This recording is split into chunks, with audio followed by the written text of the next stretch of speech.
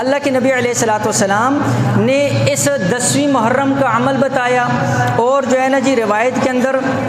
جو آتا ہے وہ یہ آتا ہے کہ من وسع علی نفسہ و اہلہ یوم عاشوراء وسع اللہ علیہ سائر سنتہ،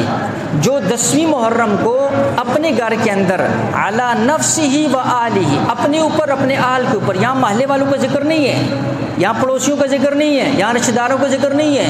علی نفسہ و اہلہ، اپنے اور اپنے گھر والوں کے اوپر جو دسترخوان کو وسعت کرے گا، یعنی عام حالت سے زیادہ جو ہے نا جی گھر کے اندر تھوڑا اہتمام کر لے، لیکن مہربانی کریں، میں نے پہلے بھی جیسے عرض کیا، میں کہتا رہتا ہوں، جب کوئی عمل بتایا جائے کہ یہ عمل فرض ہے تو اس کو فرض کے درجے میں رکھا جائے، یعنی لازم۔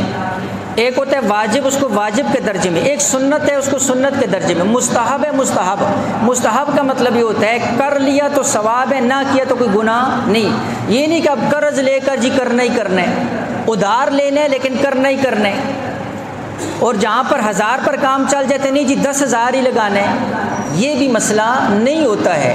ہر عمل کو اس کے درجے میں رکھا کریں۔ حضور فرما رہے ہیں گھر کے اندر دسترخوان کے اندر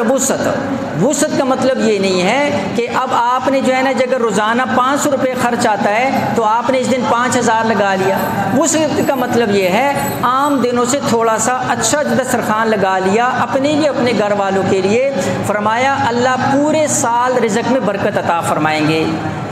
حضرت جابر رضی اللہ تعالیٰ عنہ صحابی رسول ہیں اور بڑے بڑے فقہا، حضرت